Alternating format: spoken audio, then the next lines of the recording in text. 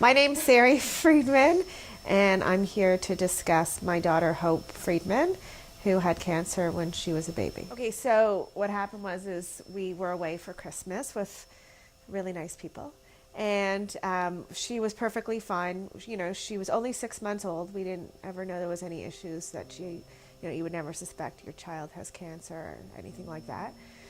And she looked beautiful. She was a fat, chubby, beautiful baby, 6 months, and she just cried the regular amounts, maybe a little bit more, but babies cry, so you would never suspect anything. And we went for her 6-month checkup. At the time there was 2 daughters. One was 18 months, and then Hope was her 6 months. So we went for her 6-month checkup, and so my older daughter had a cold at the time, so they decided to check Hope first, and she was going to be the easier checkup. And they were just touching her stomach, and my doctor continued to feel her stomach, and I asked him what was wrong, because he's normally very calm. And he said he felt something, and he was concerned, and to take her down, just to drop my other daughter off first, and to take her down to Sick Kids. And we were going to have an ultrasound, and I asked him what I thought it could be, and he gave me like an infection or whatever, so I knew it wasn't an infection, because if that's a best case scenario, or a liver infection, then I knew that wasn't good. So we took her down to Sick Kids, and they did an ultrasound on her, and we waited for a couple of hours, and then the doctor came in, who was a resident, I believe at the time, and came in, and they told us flat out that she had neuroblastoma. And I said, "What's that?" And they said she has a mass, and it's neuroblastoma, and that's cancer. So they told us right away, and they knew what it was. And so she was 6 months. We didn't know her stage right away. They had to do a variety of tests on her.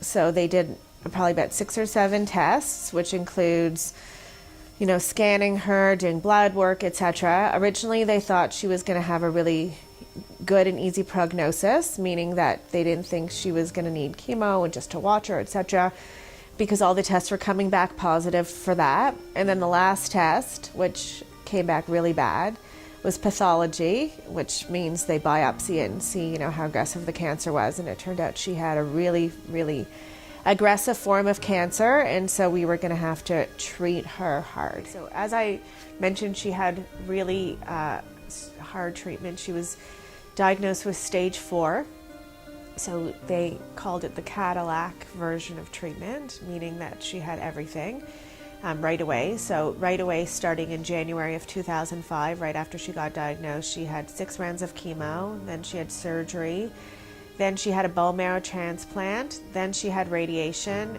and then we took her down to the States, and she had an alternative therapy called antibody therapy. We decided to treat her really hard, because her prognosis was really poor. I think the survival was like 30 to 40%. So, we just did everything we could to make sure she lived. Well, I don't know, when I ask Hope about it nowadays, I tell her she's a survivor and this and that, she should be so proud. And she always says it wasn't me. It was the medicine that worked. It was the doctors and the medicine. Well, when they told us that she first had cancer, it's like beyond disbelief. Like beyond. First of all, as I mentioned, she didn't even look sick, and you just can't believe a baby has cancer. So I think you really just go into shock at the beginning. We broke down for a little bit. And then we just went into shock. The truth is, it's been 12 years, and I still can't believe that my daughter had cancer, right, and almost died. So I guess the initial feelings were just like really, it wasn't even real. It just wasn't even real. So at Sick Kids was amazing. Right away, they come to you with every single thing you would need, everything, top to bottom. So right away, they bring you a social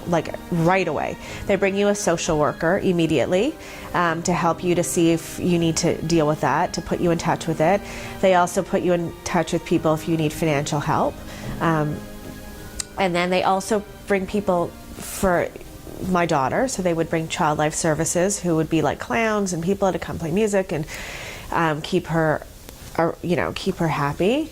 Then there's a program called High Lifeline, which when we went to the States, it's a Jewish organization, and they would send over toys and clothes and meals and stuff like that because we were in New York by ourselves, so they would help us. When we were going to the States, they put us in touch with Travel People, which is like the Ronald McDonald House, etc. We didn't end up staying there, but that was available to us if we wanted it. Our doctor, so our main oncologist, she was from the States, and although she worked at Sick Kids, she was very familiar with all the different hospitals. So they were able to provide us different treatment options outside of the regular treatments, which we obviously chose to do because we wanted to go above and beyond with the treatment. So they were able to provide us with all the different options and trials going on, and help us to see what ones we wanted to be a part of. Side effects. The truth is for how much treatment she had, which was a lot, she has very few side effects. So her main side effects are she's shorter than she otherwise would be. Her teeth are a little bit smaller, and there might be a few other issues, but for the most part she's it's been 12 years and she's really perfect. She's very bright. She socializes very well, and she's probably the best person you'll ever meet. She has a huge heart.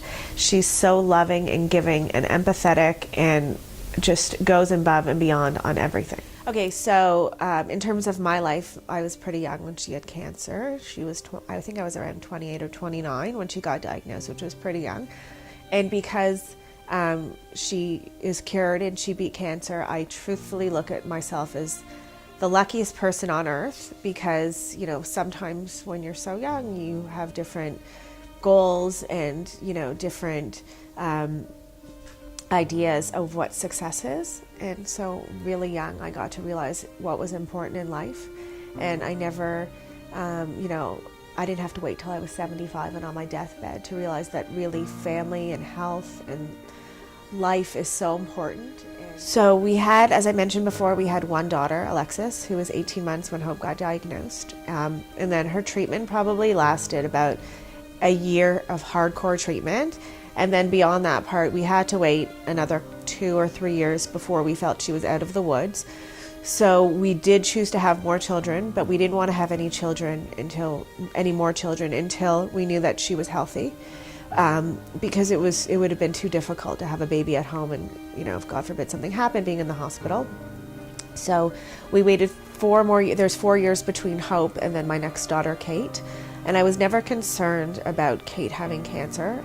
They obviously looked in the same areas that Hope had it, but for the most part, her cancer isn't, while it's genetic to Hope, it's not a hereditary kind of disease, meaning that I didn't pass it on from one child to the next. It was just something in herself why she got it. So Hope always knew she had cancer because first of all, for the first 2 or 3 years, she was going to the hospital very, very, very often, probably once a week, up until 3.5 years post, because they always had to look at her, do blood tests, etc. And then she would go through 6 months, 3-month scans, then 6-month scans, then yearly scans. So she was very aware that she always had cancer. That being said, she remembers nothing about having cancer. She remembers nothing about being poked or prodded or treated or anything like that, feeling sick, nothing. And then more recently, we've talked about it. She does the Terry Fox run for school, and she always gets a survivor shirt. And so I've talked to her about how proud she should be for being a survivor. And she doesn't really see it as that big of an accomplishment, because she said, I didn't do anything, the medicine did everything. And again, she doesn't remember it all. But we've talked about how important it is for her to represent having cancer, meaning to talk to other people, who have it or who know someone who have it, and give them hope that anyone can beat it, because she beat it, and that, it's possible to be a miracle like she is. And call me, because I think my story is really positive, and I really think it gives people hope.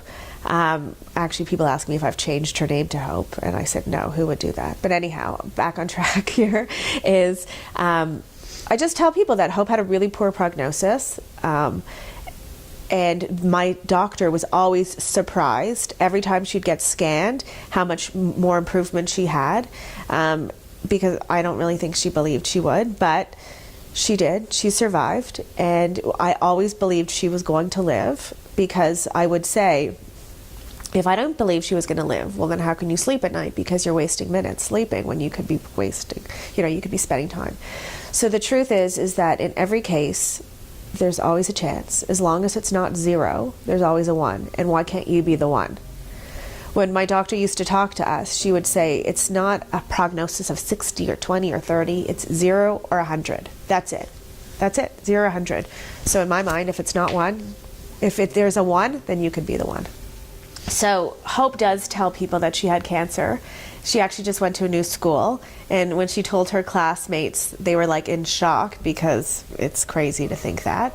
But all the kids who meet her really embrace it. When she was about 7 or 8 years old, she went to a new school, and I picked her up from a play date, and all the girls had come upstairs. They had all made bracelets to donate to cancer on behalf of Hope. To sell and donate to cancer on behalf of Hope. And then when they do things like the Terry Fox run at their school, they all wear shirts with stickers on them saying, we're walking on behalf of Hope, and this is for Hope, etc. So that all the kids or all of her friends really have a strong connection and really open their hearts for her. So they stopped. She did scans for about 4 or 5 years, and they first went from 3-month scans to 6-month scans to yearly scans. And they did a few cancer-specific scans, and then MRIs and CAT scans on her. And then about 5 years later, or 6 years later, they officially moved her out. We switched doctors. So we moved from the oncology doctor to a long-term follow-up doctor. And she goes in once a year, and I believe she's going to go in once a year for the rest of her life. She's going to go to Sick Kids until she's 18. And really, it's just a regular checkup. They look for side effects on her. They make sure she's growing. They make sure, her heart still works well, her ears, her hearing, etc. still is working. And we're in a very special club. It's called the Long-Term Follow-Up Club, that not many people get to be part of, but they're the happiest members who are. Hi, I'm Hope Freeman. I'm 12 years old, and I had neuroblastoma. Well, I have a few side effects, but not much. Like, I have some hearing losses and some scars.